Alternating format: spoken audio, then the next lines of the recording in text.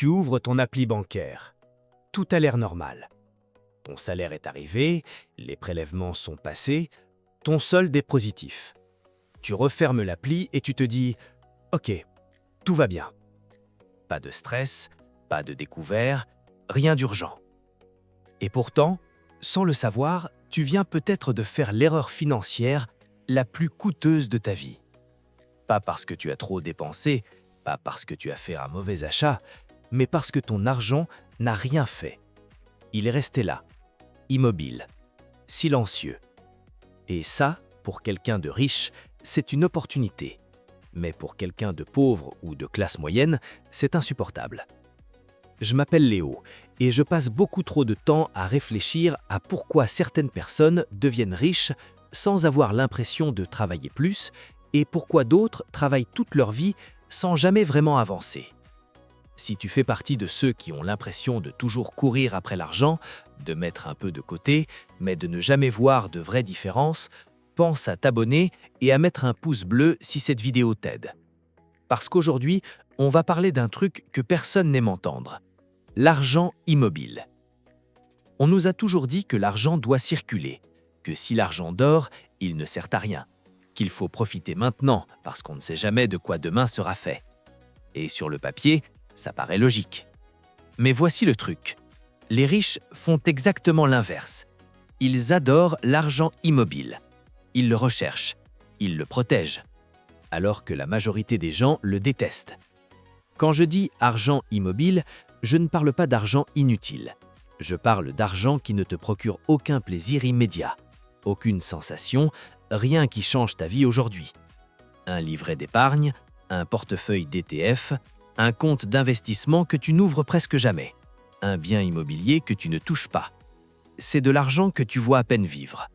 Et psychologiquement, c'est très difficile à accepter, parce que ton cerveau fonctionne à la récompense immédiate. Une nouvelle paire de chaussures, tu la vois. Un restaurant, tu le ressens. Un nouvel iPhone, tu le touches. Dopamine immédiate. Mais un chiffre qui augmente lentement sur un écran, rien.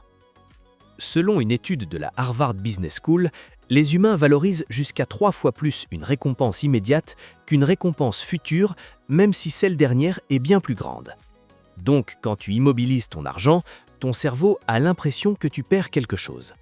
Et c'est exactement pour ça que la plupart des gens n'aiment pas épargner. Les riches, eux, ne voient pas l'argent comme une source de plaisir. Ils le voient comme un multiplicateur de temps. Et là, tout change. Prenons 2 personnes. La première met 200 € de côté chaque mois, mais dès qu'il y a une envie ou un imprévu, cet argent disparaît. À la fin de l'année, il ne reste rien. La deuxième met exactement les mêmes 200 € par mois. Elle les investit à environ 7% par an, un rendement long terme réaliste des marchés actions, et surtout, elle n'y touche pas. Après 1 an, la différence est presque invisible. Après 5 ans, elle reste modeste. Mais après 30 ans, la première personne a 0 €. La deuxième a environ 240 000 €. Même effort, même argent. La seule différence, c'est l'immobilité. Et voici ce que la plupart des gens ne réalisent pas. Ce n'est pas le montant qui te rend riche, c'est le temps pendant lequel tu n'y touches pas. Les riches ne sont pas patients par nature, ils sont patients par stratégie. Maintenant, tu te dis peut-être « Oui, mais moi, j'ai pas assez pour immobiliser ». Et c'est exactement ce que tout le monde pense. Pourtant, selon les statistiques de l'INSEE, plus de 60% des ménages français pourraient épargner au moins 100 € par mois, mais ne le font pas. Pourquoi? Parce que 100 € immobiles, c'est frustrant. Ça ne change rien à ton quotidien, ça ne te rend pas plus heureux aujourd'hui. Et c'est là que se trouve la vraie différence entre les riches et les pauvres. Les pauvres cherchent le confort immédiat. Les riches cherchent la liberté future. Et le paradoxe, c'est que plus tu retardes le plaisir, plus tu peux en avoir plus tard. Imagine 2 personnes à la salle de sport. La première mange ce qu'elle veut, plaisir immédiat. La deuxième suit un plan strict, frustration quotidienne. Au bout de 6 mois, la première est exactement au même point. La deuxième a transformé son corps. L'argent fonctionne exactement de la même manière. Et là où ça devient vraiment intéressant, c'est que les riches comprennent une chose que personne n'enseigne à l'école. L'argent immobile crée de l'argent mobile plus tard. Un capital qui travaille seul, sans effort, sans stress. C'est ce qui permet de dire non à un mauvais travail, de prendre des risques intelligents, de dormir tranquille. C'est aussi pour ça que les riches aiment autant l'immobilier. Non seulement pour les loyers, mais pour l'immobilisation forcée. Un crédit sur 20 ou 25 ans, c'est de l'épargne déguisée. Chaque mois, tu immobilises de l'argent que tu n'aurais probablement jamais réussi à garder autrement. Les pauvres, eux, bougent trop leur argent, parce que bouger l'argent donne une illusion de contrôle. Acheter, vendre, changer.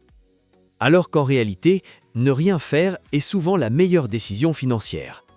Selon une étude de Fidelity, les meilleurs portefeuilles d'investissement appartenaient à des personnes décédées ou totalement inactives. Pourquoi ? Parce qu'elles n'y touchaient pas. Alors voilà ce que tu peux faire dès maintenant.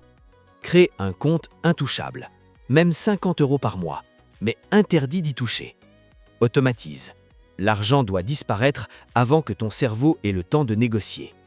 Et surtout, pense en décennies, pas en mois. Le vrai déclic, c'est de comprendre que les riches ne gagnent pas parce qu'ils sont plus intelligents, ils gagnent parce qu'ils supportent mieux l'ennui financier. Regarder de l'argent dormir, sans émotion, sans récompense immédiate.